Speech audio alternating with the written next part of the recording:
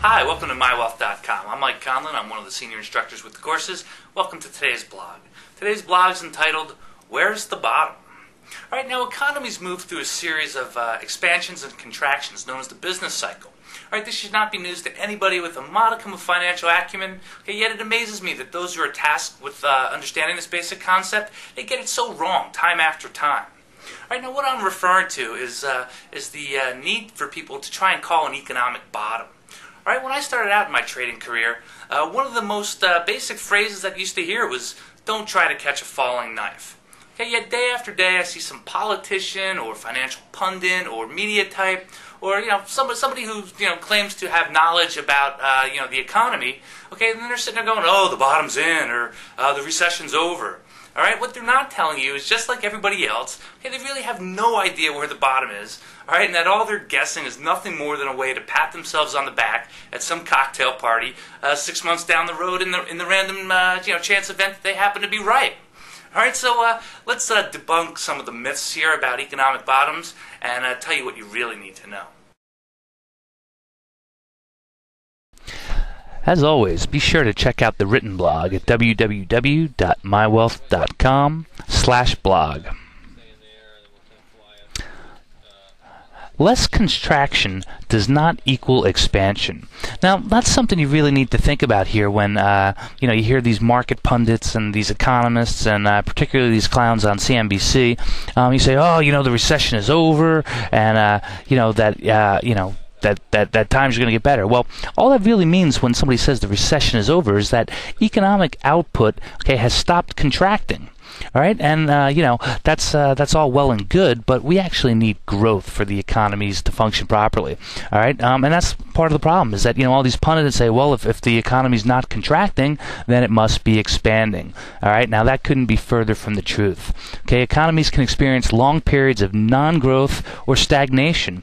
All right, after they've been stabilized. All right, so if you want to take a look at a perfect example of that, take a look at Japan. I mean, God, they've had I don't know how many years of just stagnant growth there. So while it's great that the economy is not contracting any further at this point, all right, there's no evidence yet that we are going to start expanding. So we could still be in a recessionary cycle, and it's almost as likely that we could go potentially lower, all right, as it is that we could come back and go higher. So that's just something to think about. Okay, the next thing you want to note is that stock market returns do not equal overall economic conditions. All right, now I think it's great that the markets come back from the March lows. We've done a bunch of blogs on the different topics here. I tend to think that the market may be a little bit overvalued based on economic conditions, but it is what it is. The market's where it is because people have been buying. All right, so while it's great that they've had a good run, all right, people are still losing jobs. Banks still aren't lending. Housing prices have not stabilized yet.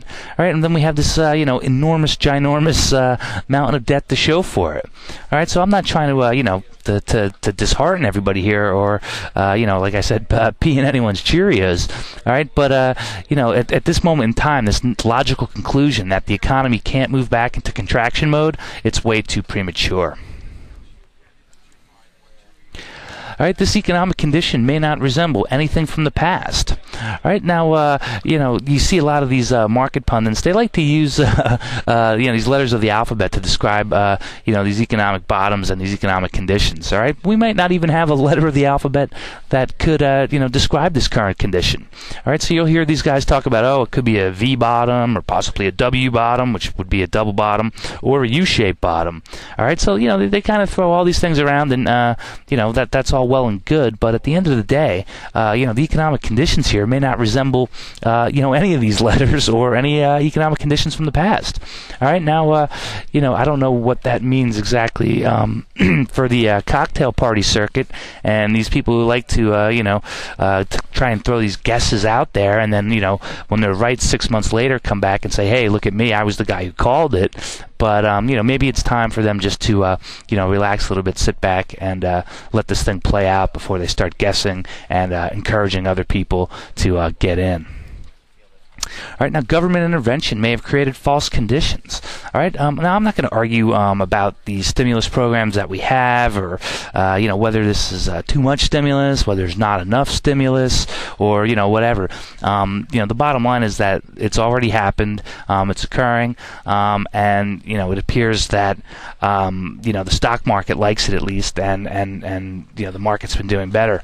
All right, but now whether or not this is actually going to be good for growth going forward. That's hard to say. I mean, what happens when the stimulus money runs out? Can they just reach into the coffers and throw more money at the problem? All right, what happens when it's time to pay the piper and we have this enormous debt out there, and all of a sudden they have to pay it back? So there's a lot of things going on there with the stimulus programs that we just don't quite know what's happened yet. So what you're going to have is you're going to have a lot of people say, oh well, the markets, this is a direct result of the stimulus program, and politicians will pat themselves on the back for doing such a great job. But at the end of the day, we don't know what this is going to mean going forward. All right, so the only way you're really going to be able to tell how effective the stimulus was, is through the test of time, basically, and when we look back on it, and we take a historical perspective and we say, hey, what really happened. All right, and then even when we do that, this may not tell the true tale of what's happened. This could be economic conditions are just occurring and improving or not improving. Based on a whole other set of factors, and the stimulus could be just one little drip in the pan, so to speak. So the other thing I want you to think about is that once you have everybody sitting around going, oh, the bottom's in, and we're in the recession's ending. That's usually the time when it's least likely to happen. Because once everybody gets wind of it and everyone starts saying it, that's usually if you just believe in crowd psychology, sometimes like I do, or the herd mentality, that's usually when it's wrong. So those are all something to think about. Okay, so don't wait. Get a course, get educated. Come to www.mywealth.com and check out our investing and our stock trading courses, so that you can find out how you can kind of read through the fine print and kind of navigate through all of the talk and the rhetoric out there, so that you can come up with a plan for investing and trading that's going to suit you and hopefully make you some money going forward. As you can hopefully see, trying to pick bottoms will leave you with little more than stinky fingers. All right? Rather than trying to guess cause and effect, investors and traders alike should proceed with caution and really stay focused on what they see and not what they hear. Because if history has taught me anything, it's that when everyone's saying that the bottom is in, probably means that it's closer to just the opposite. All right, but rest assured, if people go out there and they keep calling bottoms, eventually somebody will be right. And I'll be the first one to throw that guy a pizza and ice cream party, all right?